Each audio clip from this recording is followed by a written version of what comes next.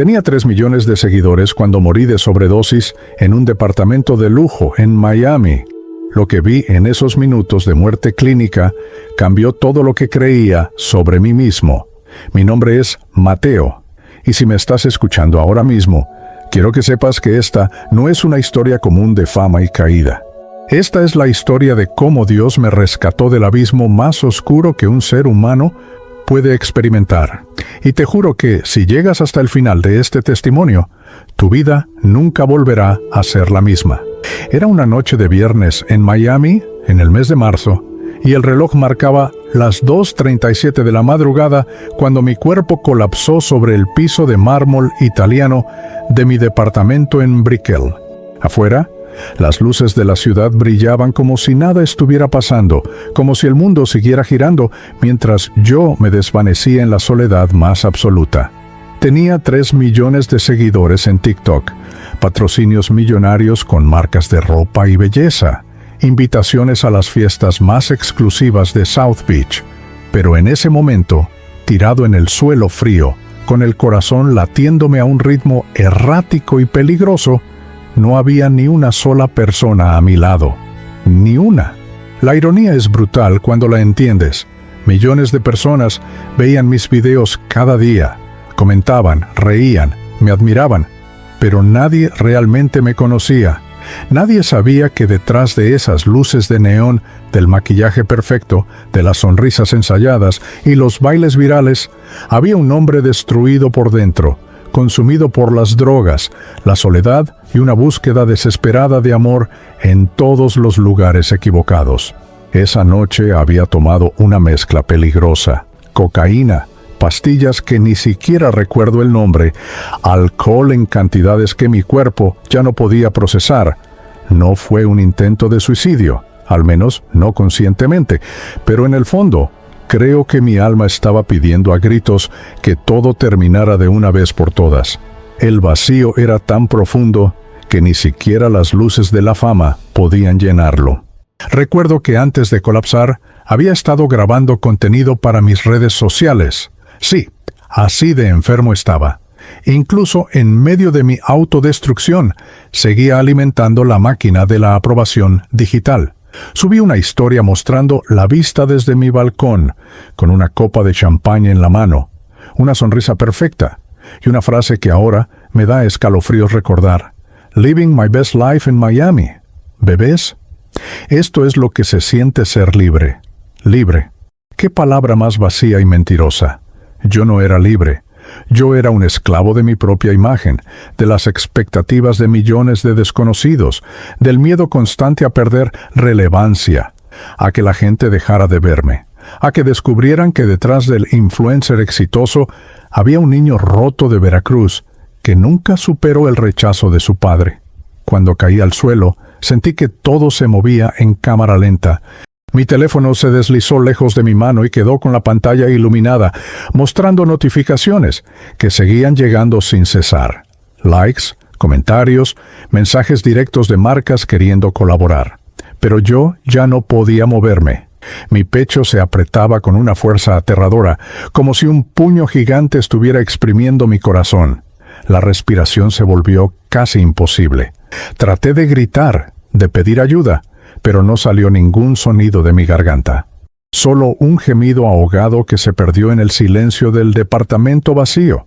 En ese momento, algo dentro de mí supo que esto era el final, que después de todos los excesos, de todas las noches sin dormir, de todas las sustancias que había metido en mi cuerpo para escapar del dolor, finalmente había llegado al punto de no retorno. Y entonces empezó lo más extraño. Mi visión comenzó a nublarse, pero no de la manera que esperarías. No era simplemente que todo se volviera oscuro. Era como si las sombras del departamento cobraran vida propia, como si se movieran hacia mí con una intención malévola. Sentí un frío que no era físico, algo que venía de un lugar más profundo que la piel y los huesos. Era un frío espiritual, y en ese momento entendí que no estaba solo en esa habitación. Había presencias ahí, cosas que no puedo explicar con palabras humanas, entidades que habían estado conmigo durante años sin que yo lo supiera. alimentándose de mi autodestrucción, celebrando cada paso que me acercaba más a este momento final. Mi mente empezó a mostrarme imágenes como una película en fast forward. Vi a mi mamá, doña Clara, sentada en la sala de nuestra humilde casa en Veracruz, llorando frente a un altar improvisado con velas y estampas de Jesús, orando por mí como lo había hecho cada noche desde que me fui de México hace 5 años. Vi su rostro cansado, sus manos ásperas de tanto trabajar, limpiando casas ajenas para darme una educación que yo había desperdiciado. Vi sus lágrimas cayendo sobre un rosario gastado mientras murmuraba mi nombre una y otra vez. Mateo, hijo mío, regresa a Dios, regresa a casa. Esas imágenes me destrozaron más que el dolor físico que estaba experimentando. Me di cuenta, en ese momento al borde de la muerte, de cuánto daño había causado, de cuántas personas que realmente me amaban había abandonado por perseguir una versión falsa de éxito que el mundo me vendió. Luego vi mi infancia, el niño que fui antes de que todo se complicara, antes de que descubriera que era diferente, antes de que el rechazo de mi padre y la crueldad de mis compañeros de escuela me hicieran huir de Veracruz buscando un lugar donde pudiera ser yo mismo. Vi al Mateo de 10 años que iba a la iglesia con su abuela, que cantaba alabanzas con voz tímida, que creía con fe genuina en el amor de Jesús. ¿En qué momento perdí eso? ¿En qué momento cambié la paz de esa fe sencilla por el caos de las luces artificiales y los aplausos vacíos? Las preguntas me bombardeaban mientras mi conciencia se desvanecía poco a poco.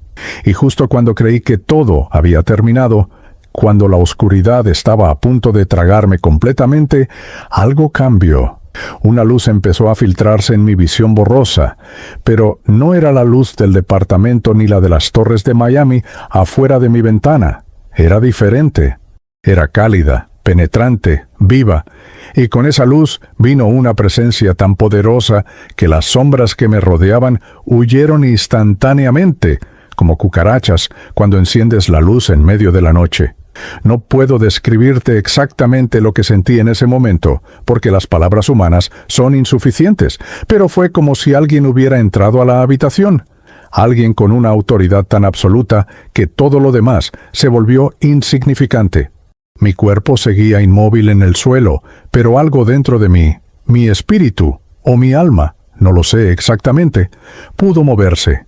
Pude girar mi cabeza hacia la fuente de esa luz, y lo que vi me dejó paralizado de una manera completamente diferente al miedo que había sentido segundos antes. Era una figura de luz pura, imposible de mirar directamente, pero imposible de apartar la mirada. Y aunque no escuché palabras audibles, sentí un mensaje tan claro como si alguien me hubiera gritado al oído: «Mateo, hijo mío, aún no es tu tiempo.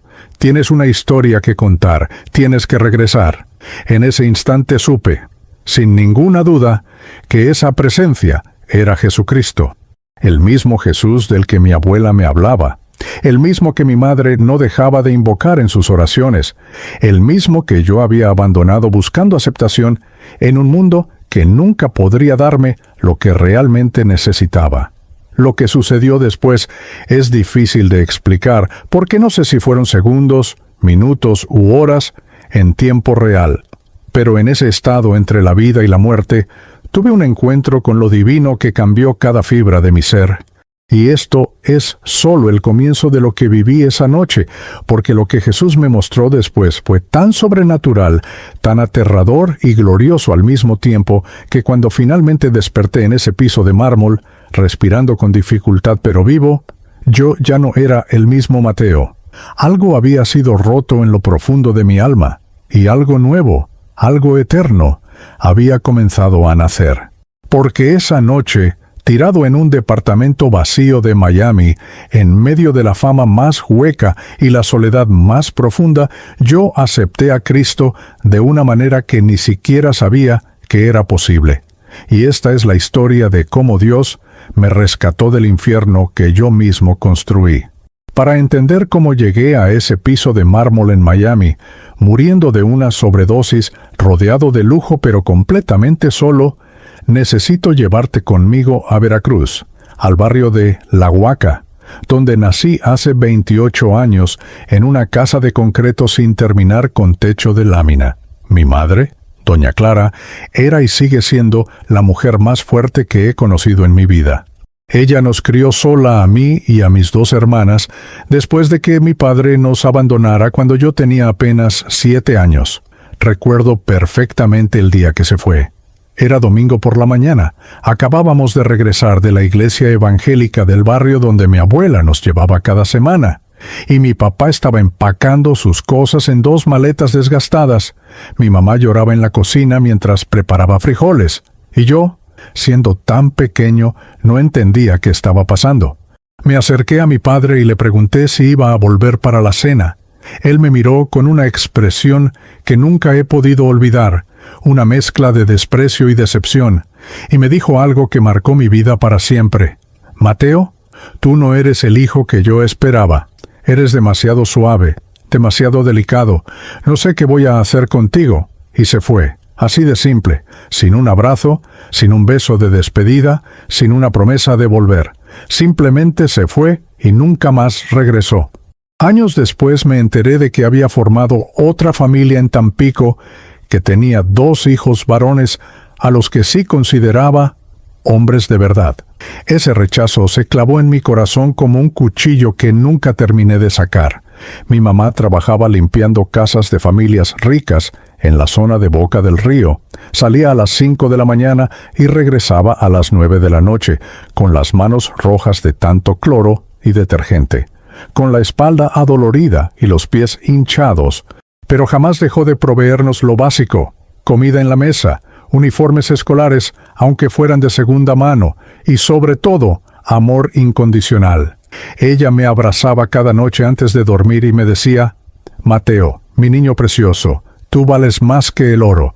No importa lo que tu papá diga, Dios te hizo perfecto tal como eres. Esas palabras me sostenían, pero no eran suficientes para protegerme de la crueldad del mundo exterior. En la escuela secundaria descubrí que era diferente. No me gustaban las cosas que les gustaban a los otros niños. No quería jugar fútbol en el recreo ni hablar de chicas. Me interesaba el arte, el baile, la moda, y los otros chicos lo notaron inmediatamente. Las burlas comenzaron sutiles, pero se volvieron brutales con el tiempo. Me llamaban marica, joto, el rarito de la Huaca. Me empujaban en los pasillos, escondían mis cuadernos, escribían insultos en mi pupitre. Había días en que no quería ir a la escuela, pero mi mamá me obligaba, porque ella creía que la educación era el único camino para salir de la pobreza. Estudia, mijo, para que no tengas que sufrir como yo, me decía mientras me preparaba el desayuno con las pocas tortillas y frijoles que teníamos.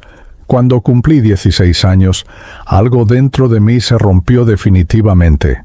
Un grupo de muchachos del barrio me golpeó después de clases porque me vieron pintándome las uñas en el baño de la escuela.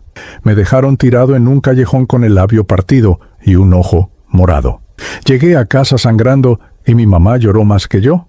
Esa noche, arrodillada junto a mi cama mientras limpiaba mis heridas con alcohol, oró en voz alta: Señor Jesús, protege a mi hijo, cúbrelo con tu sangre preciosa. No permitas que el mundo lo destruya. Yo quería creer en esas oraciones, quería sentir que Dios me protegía, pero en ese momento solo sentía rabia. Rabia contra mi padre por abandonarme, rabia contra los muchachos que me golpearon, rabia contra un Dios que parecía no escuchar. Empecé a buscar escape en Internet. Descubrí las redes sociales y me di cuenta de que ahí podía ser quien yo quisiera ser. Creé una cuenta en Instagram y empecé a subir fotos mías maquillado, con ropa que compraba en el tianguis, pero que combinaba de manera creativa. Para mi sorpresa, la gente empezó a seguirme, a darme likes, a comentar cosas positivas. Por primera vez en mi vida, sentía aceptación. Gente de todo México y de otros países hispanohablantes me decía que era inspirador, que era valiente, que era hermoso. Esas palabras se convirtieron en mi droga. Necesitaba más. Cada like era una dosis de validación que mi padre nunca me dio. Cada comentario positivo llenaba un poquito el vacío que tenía en el pecho. A los 18 años, mi cuenta había crecido a 50,000 seguidores. Marcas pequeñas empezaron a enviarme productos gratis para que los promocionara. Yo seguía viviendo en la Huaca con mi mamá, durmiendo en el mismo cuarto que mis hermanas, usando el baño compartido que se inundaba cada temporada de lluvias. Pero en las redes sociales yo era otra persona. Era Mateo, el influencer fashionista de Veracruz, el chico que había salido del closet con orgullo y que inspiraba a otros jóvenes a hacer lo mismo. La comunidad LGBTQ+ en México empezó a celebrarme como un ícono. Me invitaron a marchas del orgullo, a eventos en la Ciudad de México, a colaboraciones con otros creadores de contenido, pero mi mamá estaba preocupada. Ella veía cómo yo pasaba cada vez más horas frente al teléfono, cómo mi identidad se estaba construyendo completamente alrededor de la aprobación digital. Mijo, eso no es real, me decía. Esa gente no te conoce de verdad. Ven a la iglesia conmigo, regresa a Jesús. Él es el único que puede darte la paz que buscas. Pero yo no quería escucharla. Yo creía que finalmente había encontrado mi lugar en el mundo, mi tribu, mi propósito. Lo que no sabía era que estaba construyendo mi identidad sobre arena movediza. A los 20 años recibí una oferta que cambió todo. Una agencia de talentos digitales en Miami me contactó. Querían representarme, ayudarme a crecer mi audiencia, conseguirme patrocinios grandes, pero tenía que mudarme a Estados Unidos. Mi visa de turista me daba 6 meses y después tendría que buscar la manera de quedarme. No lo pensé 2 veces. Le dije a mi mamá que me iba, que esta era mi oportunidad de triunfar, de darle una vida mejor. Ella lloró durante días. No te vayas, Mateo, aquí tienes tu familia, tu gente. Allá vas a estar solo y el enemigo ataca cuando estamos solos. Pero yo ya había tomado la decisión.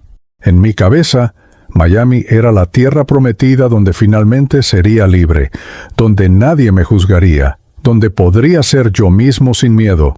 Los primeros meses en Miami fueron mágicos. Mi cuenta explotó de 100,000 a 1,000,000 de seguidores en 6 meses. Empecé a ganar dinero real. Miles de dólares por publicaciones patrocinadas. Me mudé del cuarto compartido con otros creadores de contenido a mi propio apartamento en Brickell.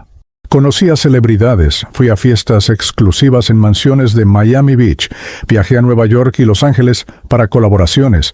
El mundo me celebraba, me aplaudía, me deseaba, y yo bebía de esa atención como un hombre sediento en el desierto. Pero algo oscuro empezó a crecer en paralelo. La presión por mantener la relevancia era agotadora. Tenía que subir contenido constantemente, estar siempre disponible, siempre sonriendo, siempre perfecto. Empecé a ir a fiestas donde la cocaína circulaba como los tragos. Al principio decía que no, pero una noche, después de una semana particularmente difícil donde perdí varios miles de seguidores por un escándalo tonto, alguien me ofreció una línea y dije que sí. La sensación fue instantánea. Euforia, confianza, energía. Todos mis miedos desaparecieron en segundos. Y ahí comenzó mi descenso al infierno. Las drogas se volvieron mi escape cada vez que sentía el vacío, que era casi todo el tiempo, porque la verdad que nadie te dice sobre la fama en redes sociales es que nunca es suficiente. Siempre necesitas más seguidores, más vistas, más engagement. Es una carrera sin fin, donde nunca llegas a la meta, y cuando los números bajaban, aunque fuera un poco, yo entraba en pánico.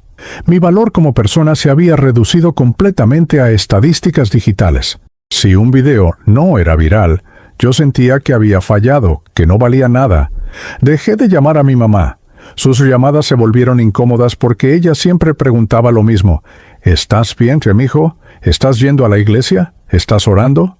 Y yo no tenía respuestas que ella quisiera escuchar. Le mentía. Le decía que todo estaba perfecto, que era feliz, que estaba triunfando, pero por dentro me estaba muriendo. Las noches de fiesta se convirtieron en madrugadas solitarias donde me quedaba despierto consumiendo más sustancias, viendo mis propios videos y preguntándome quién era realmente esa persona en la pantalla, porque yo ya no me reconocía. Tuve relaciones vacías con hombres que solo querían estar conmigo por mi fama. Ninguno me conocía realmente, ninguno se quedaba cuando las luces se apagaban. El sexo era mecánico, sin amor, una búsqueda desesperada de conexión que nunca llegaba. Me desesperaba en camas ajenas, sin recordar cómo había llegado ahí, con resacas brutales y un vacío en el pecho que crecía cada día más. Y así pasaron 5 años, construyendo una imagen perfecta para el mundo mientras me desmoronaba en privado, sonriendo para las cámaras mientras lloraba en las duchas, diciéndole a millones que vivieran su verdad mientras yo me ahogaba en mentiras. La distancia entre el Mateo público y el Mateo privado se volvió un abismo, y en algún punto de ese abismo perdí completamente el rumbo. Olvidé las oraciones de mi abuela, las lágrimas de mi mamá, la fe sencilla que una vez tuve. Cambié a Jesús por los aplausos humanos, cambié la paz por la fama, cambié mi alma por likes, y el precio de ese intercambio casi me cuesta la vida. Porque esa noche de marzo, en mi departamento de lujo, cuando mi cuerpo colapsó por la sobredosis, no fue un accidente. Fue el resultado inevitable de años construyendo mi vida sobre una mentira. Y si Dios no hubiera intervenido de manera sobrenatural esa noche, si Jesús no hubiera roto mis cadenas en ese momento de oscuridad total, yo no estaría aquí contándote esta historia.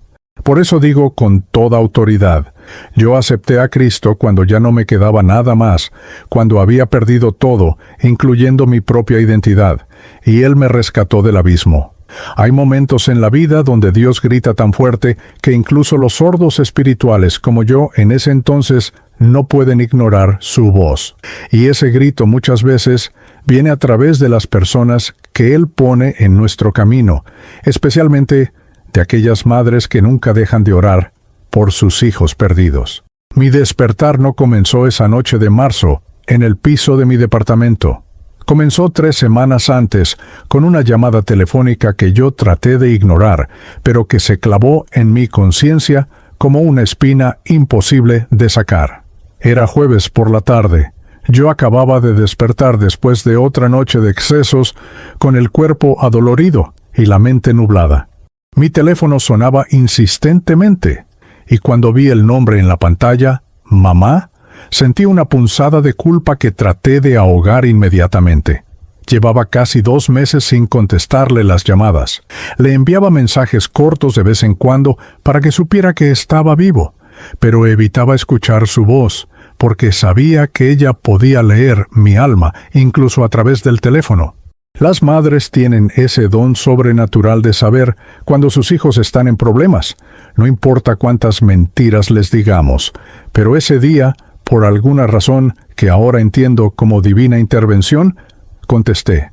Y lo que escuché del otro lado destrozó las murallas que había construido alrededor de mi corazón durante 5 años. Mi mamá lloraba. No era un llanto suave, era un sollozo profundo, desgarrador, el tipo de llanto que sale desde lo más profundo del alma cuando ya no hay palabras que puedan expresar el dolor. Mateo, dijo entre lágrimas, anoche tuve un sueño terrible. Vi que estabas tirado en el suelo, pálido, sin moverte. Había sombras alrededor de ti, cosas oscuras que trataban de llevarte.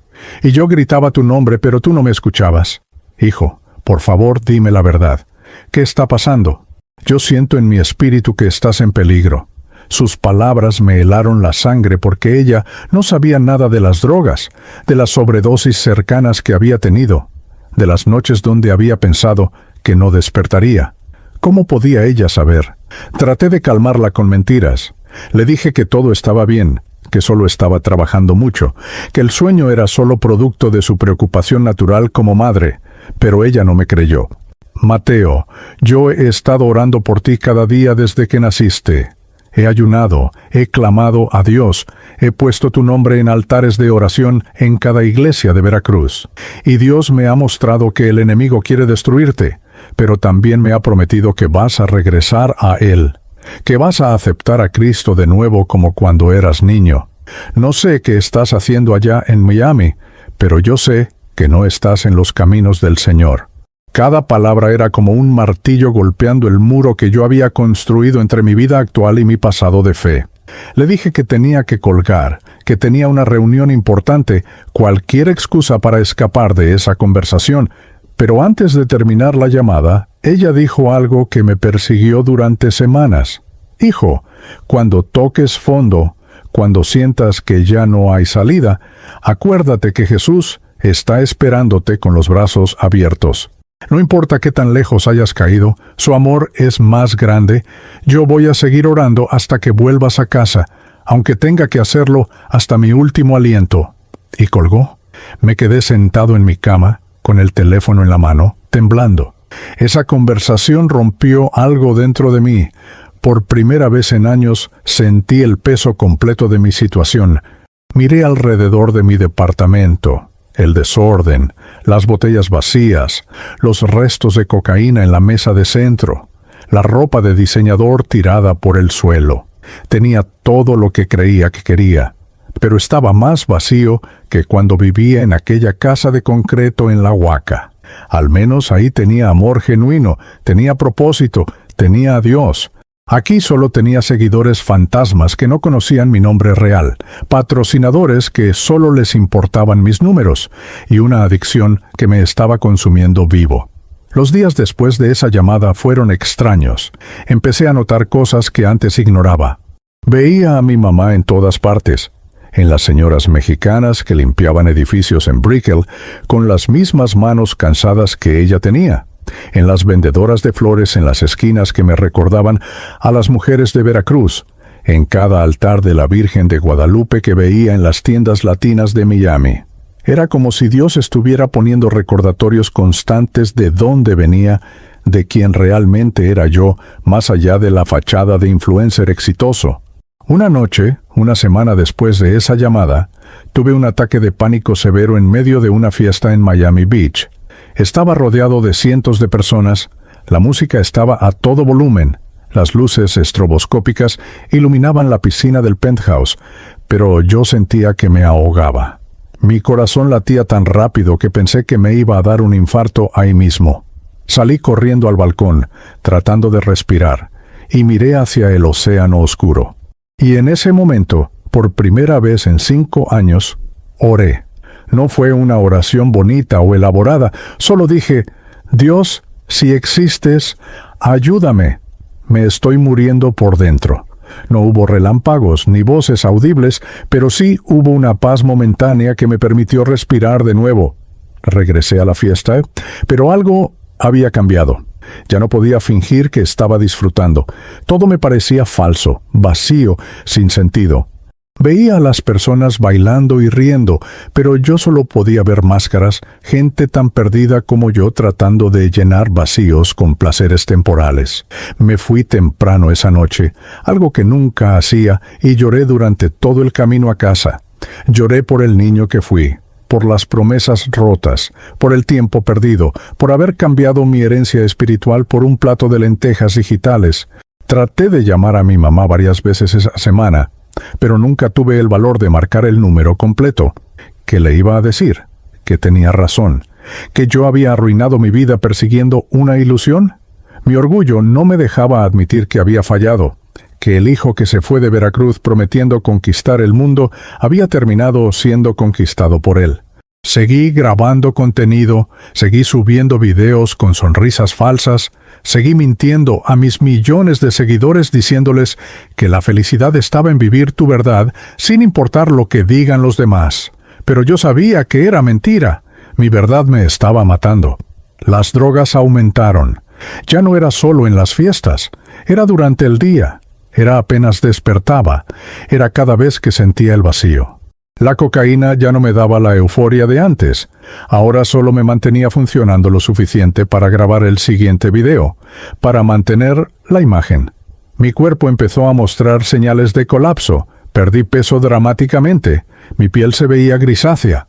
Tenía temblores constantes. Mis seguidores empezaron a comentar que me veía diferente. Algunos con preocupación genuina, otros con morbo.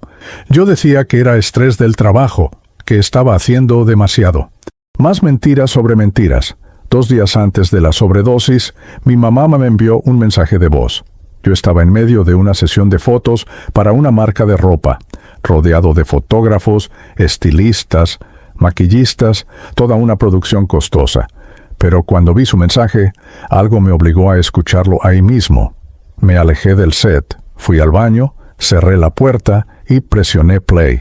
Su voz sonaba cansada pero determinada. Mateo, no sé si vas a escuchar esto, pero necesito que sepas algo. Esta madrugada, a las 3 de la mañana, Dios me despertó para orar por ti. Y mientras oraba, el Espíritu Santo me mostró que el enemigo tiene un plan para quitarte la vida muy pronto. Pero también me mostró que hay un ángel de Dios parado en tu puerta, protegiéndote, esperando el momento exacto donde tu corazón esté listo para rendirse. Hijo, no esperes más. El tiempo se está acabando. Regresa a Jesús antes de que sea demasiado tarde. Esas palabras fueron proféticas de una manera que yo no pude entender, hasta que casi morí. Mi mamá, sin saberlo, estaba declarando exactamente lo que iba a pasar 2 días después. Pero en ese momento, en ese baño lujoso del estudio de fotografía, yo reaccioné con enojo. Enojo porque ella tenía razón. Enojo porque no podía seguir escondiéndome. Enojo conmigo mismo por haber llegado a este punto. Borré el mensaje sin responder y regresé al set. Terminé la sesión de fotos actuando como si nada hubiera pasado, pero por dentro algo estaba quebrándose de manera irreversible. La noche de la sobredosis comenzó como cualquier otra noche de autodestrucción. Había rechazado invitaciones a fiestas porque ya ni siquiera tenía energía para fingir en público. Me quedé solo en mi departamento con mi provisión de cocaína y alcohol, grabando videos que nunca iba a subir, hablándole a la cámara como si estuviera confesándome.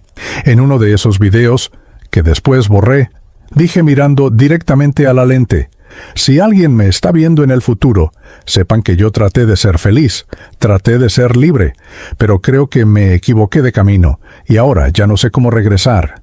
Era mi grito de auxilio que nunca publiqué. Consumí más de lo habitual esa noche, como si inconscientemente quisiera forzar un final. Y cuando mi cuerpo finalmente colapsó en ese piso frío, cuando sentí las sombras acercándose y las imágenes de mi mamá orando inundando mi mente, entendí que había llegado al momento que ella había profetizado. Este era mi fondo. Este era el final del camino de autodestrucción. Y en ese momento límite entre la vida y la muerte, con el recuerdo de sus oraciones resonando en mi espíritu, yo clamé desde lo más profundo de mi ser: Jesús, si eres real, sálvame. Acepto que tenías razón. Acepto que estaba perdido. Acepto que te necesito. Y fue justo ahí, en ese clamor desesperado, que la luz entró a mi habitación y todo cambió para siempre. Lo que voy a contarte ahora es la parte más difícil de este testimonio, no porque me cueste recordarla, sino porque las palabras humanas son insuficientes para describir lo que experimenté en esos minutos eternos entre la vida y la muerte. Pero necesito que lo escuches completo, porque esta experiencia sobrenatural es la prueba viviente de que Jesucristo es real, de que el mundo espiritual existe, y de que ningún pecado es tan grande que su amor no pueda alcanzarnos. Cuando esa luz penetrante entró a mi departamento en Miami, rompiendo las sombras que me rodeaban, yo sabía que no era una alucinación causada por las drogas. Era algo más real que cualquier cosa que hubiera experimentado en mi vida física. Mi cuerpo seguía inmóvil en el piso de mármol, pero mi espíritu, o mi alma, no sé exactamente cómo llamarlo, estaba completamente consciente y podía moverse en una dimensión que no era la física. Era como si pudiera ver mi propio cuerpo desde arriba, pálido, casi sin vida, con espuma saliendo de mi boca, con los ojos entreabiertos pero vacíos, y al mismo tiempo podía ver cosas invisibles que siempre habían estado ahí, pero que mis ojos naturales nunca habían percibido. Había entidades oscuras en ese departamento, seres que no tenían forma humana exacta, pero que emanaban odio y muerte. Eran las mismas presencias que había sentido acercarse segundos antes, cuando todo se volvió frío y aterrador. Pero cuando la luz apareció, esas entidades huyeron instantáneamente, como si no pudieran soportar ni un segundo en su presencia. Y entonces lo vi. Era una figura humana, pero al mismo tiempo no lo era. Estaba compuesta de luz pura, una luz que no lastimaba los ojos a pesar de su intensidad, una luz que traía consigo una paz tan profunda que todas mis angustias, todos mis miedos, todos mis dolores se desvanecieron en un instante. No podía ver su rostro con claridad porque brillaba demasiado, pero podía sentir sus ojos sobre mí, unos ojos llenos de un amor tan abrumador que me hizo llorar de una manera que nunca había llorado. No eran lágrimas de tristeza o dolor, eran lágrimas de reconocimiento, de saber que finalmente estaba en presencia de quien siempre me había estado buscando mientras yo corría en dirección contraria. Jesús se acercó a mi cuerpo tirado en el suelo, pero no caminaba. Se movía de una manera que desafiaba las leyes físicas que conozco, y cuando estuvo cerca, extendió su mano hacia mí, hacia mi espíritu que flotaba sobre mi cuerpo moribundo. Y en ese momento vi algo que me destrozó completamente. Había cadenas, cadenas invisibles que salían de mi pecho, de mi cabeza, de mis manos, de mi boca. Eran cadenas de hierro oscuro que me conectaban a diferentes cosas. Una cadena iba hacia mi teléfono en el suelo, con las notificaciones parpadeando. Otra cadena iba hacia los residuos de cocaína en la mesa, otra hacia imágenes en mi mente de todas las personas con las que había estado buscando amor en lugares equivocados, otra hacia el espejo, donde había construido mi imagen falsa durante años. Y lo más impactante era que esas cadenas estaban siendo sostenidas por las mismas entidades oscuras que habían huido al rincón del departamento. Ellos eran los carceleros de mi prisión autoimpuesta. Yo creía que era libre viviendo en Miami, haciendo lo que quería, siendo quien quería ser, pero en realidad era el esclavo más patético, atado a adicciones, a la aprobación humana, a una identidad construida sobre mentiras. Y esos seres oscuros se alimentaban de mi sufrimiento, celebraban cada paso que me acercaba más a la muerte, porque ese era su plan desde el principio: robar, matar y destruir, tal como está escrito en las Escrituras que mi abuela me enseñó cuando era niño. Jesús no dijo nada con palabras audibles, pero habló directamente a mi espíritu de una manera más clara que cualquier conversación humana. Sentí sus palabras como fuego líquido entrando a mi ser. Mateo, hijo amado, yo te he conocido desde antes de que fueras formado en el vientre de Clara. Yo estuve ahí cuando tu padre te rechazó, cuando los niños te golpearon, cuando lloraste solo en las noches. Yo estuve ahí en cada fiesta donde buscabas amor, en cada sobredosis que casi te mata, en cada momento donde pensaste en terminar todo. Nunca te dejé, aunque tú me dejaras a mí. Y las oraciones de tu madre han subido a mi presencia como incienso cada día.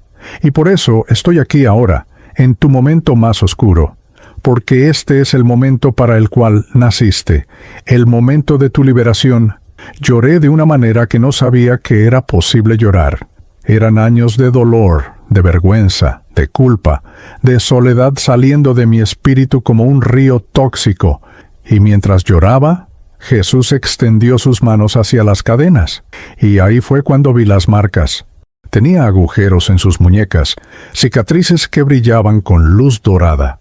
Eran las marcas de los clavos de la cruz. Y cuando tocó la primera cadena, la que me conectaba a mi adicción, ésta se desintegró como ceniza.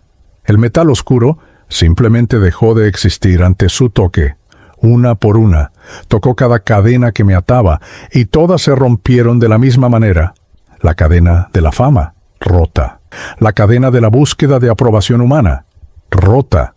La cadena de la confusión de identidad, rota. La cadena del odio hacia mi padre, rota. La cadena del orgullo, rota. Con cada cadena que se rompía, sentía algo saliendo de mí, como si estuvieran extrayendo veneno de mi alma.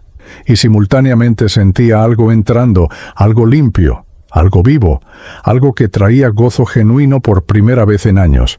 Las entidades oscuras en el rincón gritaban, no con sonidos audibles, pero sí con una frecuencia que mi espíritu podía percibir. Eran gritos de derrota, de furia, porque estaban perdiendo su presa. Y cuando la última cadena se rompió, esos seres huyeron completamente del departamento. No podían quedarse ni un segundo más. Entonces Jesús puso su mano sobre mi pecho, sobre mi corazón espiritual, y sentí un calor que quemaba pero no lastimaba. Era un fuego purificador. Y en ese momento vi una película de toda mi vida pasando enfrente de mí, pero no era una revisión fría y objetiva. Veía cada momento desde dos perspectivas, la mía y la de Jesús. Veía el día que mi padre me rechazó, pero ahora también veía a Jesús llorando conmigo en esa habitación, invisible pero presente. Veía las noches de bullying en la escuela, pero también veía sus brazos rodeándome cuando llegaba a casa llorando. Veía las primeras veces que consumí drogas en Miami, pero también lo veía a él parado en la esquina del cuarto, con lágrimas en los ojos, rogándome que no lo hiciera. Él había estado ahí todo el tiempo, cada segundo de mi vida, incluso cuando yo lo rechacé y escogí mi propio camino. Él nunca me abandonó, y eso me rompió más que cualquier otra cosa, porque yo había culpado a Dios por mi dolor, por mi sufrimiento, por mi confusión, cuando en realidad Él era el único que nunca me falló. Mi Padre terrenal me abandonó, pero mi Padre celestial nunca lo hizo. Los hombres que busqué me usaron y me dejaron, pero Jesús me esperó pacientemente incluso cuando yo lo maldecía. El mundo me prometió felicidad y me dio vacío, pero Dios me prometió vida abundante, y ahí estaba, ofreciéndomela en mi peor momento. ¿Por qué? Le pregunté desde mi espíritu, ¿por qué me amas así? ¿Por qué viniste por mí cuando yo no lo merezco? He pecado tanto, he rechazado todo lo que es bueno, he vivido en rebelión total contra ti. ¿Por qué no me dejaste morir? Y su respuesta fue la más hermosa y devastadora que he escuchado, porque tú vales más que todo el oro del mundo para mí, Mateo. Porque yo no vine a llamar a justos, sino a pecadores al arrepentimiento, porque las ovejas perdidas son las que yo busco con más pasión, y porque tu madre nunca dejó de clamar por tu alma, y yo honro las oraciones de los que perseveran en fe, pero sobre todo porque yo te escogí antes de la fundación del mundo, para que fueras mi testigo, para que contaras esta historia a millones que están igual de perdidos que tú estabas. En ese momento entendí mi propósito real. No era ser un influencer famoso, no era acumular seguidores digitales, no era vivir en departamentos lujosos, era ser un testimonio viviente del poder transformador de Cristo. Era mostrarle al mundo, especialmente a los jóvenes latinos que están perdidos en la confusión de identidad, en las drogas, en la búsqueda desesperada de aceptación, que hay un camino mejor, que hay un Dios real que los ama incondicionalmente y que puede romper cualquier cadena. No importa cuán fuerte parezca. Jesús me miró, y aunque no podía ver su rostro con claridad total, pude sentir su sonrisa. «Es tiempo de que regreses», me dijo. «Si tu cuerpo está al borde de la muerte, pero yo voy a restaurar tu vida porque tu historia no ha terminado. Va a ser difícil. El camino de regreso a casa siempre lo es. Vas a tener que humillarte. Vas a tener que dejar todo lo que construiste sobre arena. Pero yo estaré contigo cada paso. Y cuando llegues a Veracruz, cuando abraces a tu madre de nuevo, ella va a llorar lágrimas de gozo porque sus oraciones fueron contestadas. Ve ahora y recuerda, tú aceptaste a Cristo en el momento más oscuro y eso es lo que hace la diferencia eterna. Entonces puso su mano sobre mi frente y sentí un poder eléctrico recorriendo todo mi ser. Era como si estuviera siendo recargado, como si vida nueva estuviera siendo inyectada en cada célula. Y de repente, violentamente, fui jalado de vuelta a mi cuerpo físico. La transición fue brutal. Pasé de estar en esa dimensión espiritual de paz y luz a estar de vuelta en el piso frío de mármol, con dolor en cada parte de mi cuerpo. tosiendo violentamente, vomitando, luchando por respirar. Pero estaba vivo. Contra toda lógica médica, mi corazón seguía latiendo. Mis pulmones seguían funcionando. Y aunque mi cuerpo estaba destrozado, mi espíritu estaba más vivo que nunca. Me arrastré hacia el balcón, abrí la puerta de vidrio y el aire fresco de Miami entró como un regalo divino. El sol estaba comenzando a salir en el horizonte. Había pasado toda la noche en ese estado entre vida y muerte, aunque para mí habían sido solo minutos. Me senté ahí temblando, llorando, pero también sonriendo, porque sabía con certeza absoluta que acababa de experimentar un milagro. Jesús me había salvado, había roto mis cadenas, y mi vida nunca, jamás, volvería a ser la misma. Porque esa madrugada en Miami, yo verdaderamente acepté a Cristo, no de palabra, sino de corazón, no por religión, sino por relación, no por obligación, sino por amor desesperado. Y eso cambió todo. Los días después de esa experiencia sobrenatural fueron los más difíciles y a la vez los más hermosos de mi vida. Despertar en ese balcón, con el sol de Miami iluminando mi rostro, mientras mi cuerpo todavía temblaba por los efectos de la sobredosis, fue como nacer de nuevo literalmente. Pero esta vez no nacía a un mundo de ilusiones y mentiras. Nacía a una realidad donde Jesucristo era el centro y todo lo demás era secundario. Lo primero que hice, todavía sentado en ese piso de concreto del balcón, fue tomar mi teléfono con manos temblorosas y llamar a mi mamá. Eran las 6 de la mañana en Miami, lo que significaba que eran las 7 en Veracruz, y yo sabía que ella ya estaría despierta, probablemente preparando café y orando como hacía cada mañana desde que tengo memoria. Cuando escuché su voz contestar, «Mateo, ¿eres tú, hijo?», no pude contener el llanto. Lloré como un niño pequeño, con sollozos profundos que salían desde lo más hondo de mi pecho. «Mamá», le dije entre lágrimas, tenías razón en todo. Casi me muero anoche, pero Jesús me salvó. Lo vi, mamá. Vi a Jesús, y Él rompió todas mis cadenas. Yo acepté a Cristo, mamá. Regresé a Él como tú oraste durante todos estos años. Del otro lado de la línea escuché el grito más hermoso que he oído en mi vida. Mi mamá empezó a alabar a Dios en voz alta, llorando y riendo al mismo tiempo, dándole gloria como solo las madres latinas saben hacer cuando ven sus oraciones contestadas. Gloria a Dios. Bendito sea el nombre del Señor. Yo sabía que este día llegaría, hijo. Yo sabía que mis oraciones no caerían en tierra vacía. Regresa a casa, Mateo. Regresa a Veracruz. Regresa a tus raíces. Regresa a tu familia. Y eso fue exactamente lo que hice. Pero no fue instantáneo ni fácil. Primero tuve que enfrentar el caos que era mi vida en Miami.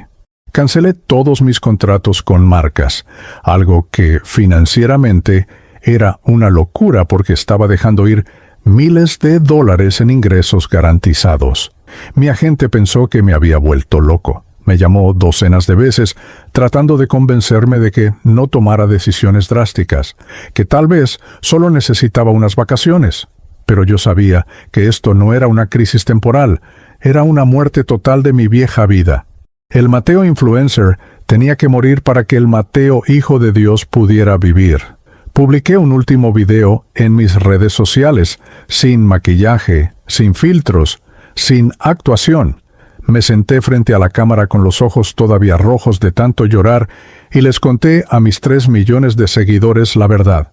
Les dije que todo lo que había mostrado durante 5 años era una mentira, que detrás de las sonrisas perfectas había un hombre adicto y vacío, que la fama no llenó mi corazón, solo lo vació más, y que hace 2 noches experimenté un encuentro sobrenatural con Jesucristo que cambió mi vida para siempre.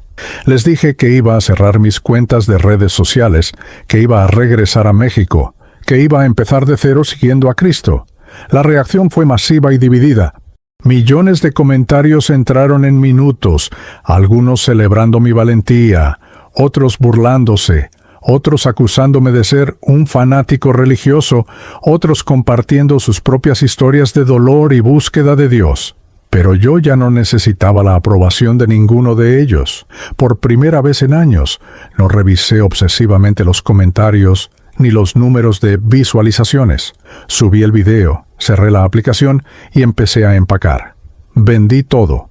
El departamento de lujo, los muebles de diseñador, la ropa cara, las joyas, todo lo que representaba mi vida anterior. Solo guardé 2 maletas con lo esencial: ropa sencilla, mi Biblia que mi abuela me había regalado cuando hice mi primera comunión y que había llevado a Miami, pero nunca abrí, y fotos de mi familia.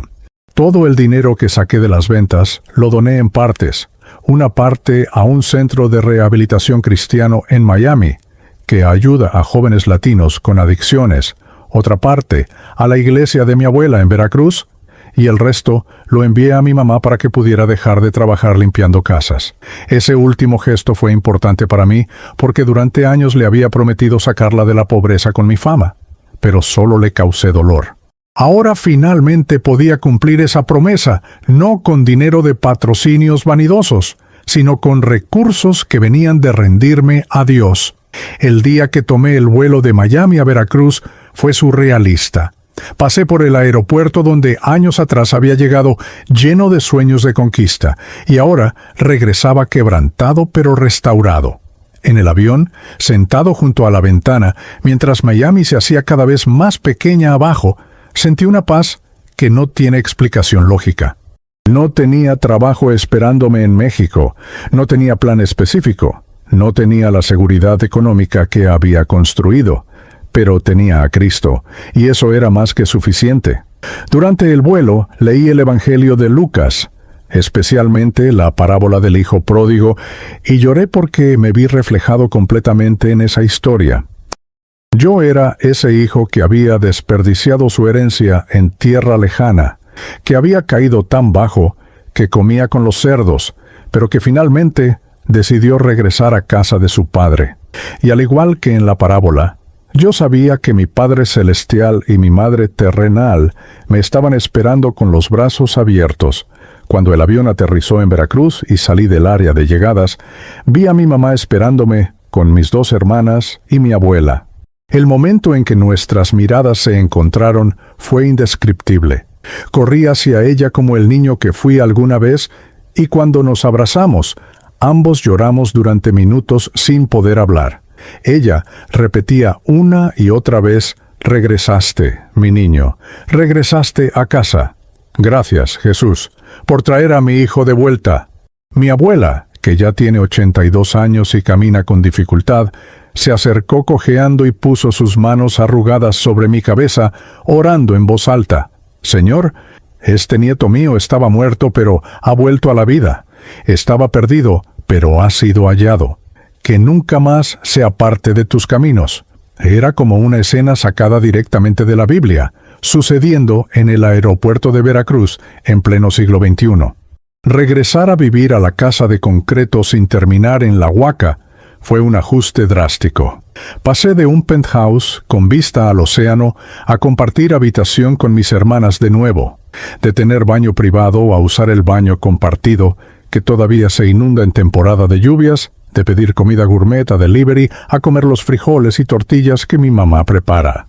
Pero te juro que encontré más paz durmiendo en ese colchón viejo en La Huaca que en todas las noches que pasé en esa cama king size de Miami, porque la paz no viene del confort material, viene de estar en el centro de la voluntad de Dios. Porque cuando acepté a Cristo verdaderamente, no solo con palabras sino entregándole el control total de mi vida, Él me dio una paz que sobrepasa todo entendimiento, como dice la Escritura. Los primeros meses fueron de restauración profunda. Empecé a asistir a la iglesia evangélica del barrio, donde mi abuela congregaba, la misma iglesia donde canté alabanzas de niño. Al principio la gente me miraba con curiosidad, algunos me reconocían del internet y murmuraban, pero el pastor me recibió con amor incondicional. Me integré a un grupo de jóvenes donde compartí mi testimonio completo, sin esconder nada, y vi cómo mis palabras tocaban corazones. Había otros chicos ahí luchando con las mismas cosas que yo: confusión de identidad, adicciones, búsqueda de aceptación en lugares equivocados. Y cuando les conté cómo Jesús me rescató del abismo, vi esperanza nacer en sus ojos. Eso me confirmó lo que Cristo me había dicho en aquella visión. Mi propósito era ser testimonio. Tuve que pasar por un proceso de liberación ministerial, donde pastores oraron por mí para romper cualquier atadura espiritual que quedara de mi vida pasada. Fue intenso y a veces doloroso, porque sacar raíces profundas siempre duele, pero necesario. También empecé terapia cristiana para trabajar el trauma del rechazo de mi padre, el abuso que sufrí en la escuela, y las heridas emocionales que me llevaron a buscar validación de formas destructivas. Aprendí que la sanidad es un proceso, no un evento de una sola vez, y que está bien pedir ayuda. La comunidad cristiana en Veracruz me sostuvo de maneras que el mundo del entretenimiento nunca lo hizo. 3 meses después de regresar, mi mamá me despertó un sábado temprano con una sonrisa en el rostro. «Hijo, hay alguien que quiere verte», me dijo. Salí al pequeño patio de nuestra casa y ahí, parado junto al árbol de mango, estaba mi padre. No lo había visto en 21 años. Se veía envejecido, con canas y arrugas que no recordaba, pero sus ojos eran los mismos. Mi primer instinto fue sentir rabia, todas las heridas de infancia brotando de golpe. Pero entonces recordé las cadenas que Jesús había roto, incluyendo la cadena del odio hacia mi padre. Recordé que yo había sido perdonado de muchísimo. ¿Quién era yo para no perdonar? Me acerqué a él, y antes de que pudiera hablar, lo abracé. Él se puso rígido al principio, sorprendido, pero luego empezó a llorar. «Mateo», dijo con voz quebrada, «yo no merezco tu perdón. Fui el peor padre. Te abandoné cuando más me necesitabas. Pero tu mamá me llamó y me contó lo que Dios hizo contigo. Y yo quiero conocer a ese Jesús que pudo transformar a mi hijo de esa manera». Ese día mi padre aceptó a Cristo ahí mismo en nuestro patio. Y aunque reconstruir esa relación tomó tiempo y todavía estamos en proceso, el hecho de que Él esté intentando, de que esté asistiendo a la iglesia con nosotros, es un milagro que solo Dios podía hacer. Las cadenas generacionales se rompieron ese día. Ahora, 1 año después de esa noche de sobredosis en Miami, mi vida es completamente diferente. Trabajo en un taller mecánico aquí en Veracruz, ganando en un mes lo que antes ganaba en un día con patrocinios, pero soy genuinamente feliz. Los fines de semana viajo a diferentes iglesias y centros juveniles compartiendo mi testimonio, mostrándoles a los jóvenes latinos que la verdadera libertad no está en vivir sin reglas, sino en vivir bajo el señorío de Cristo. He visto a docenas de muchachos llorar después de escuchar mi historia y aceptar a Cristo.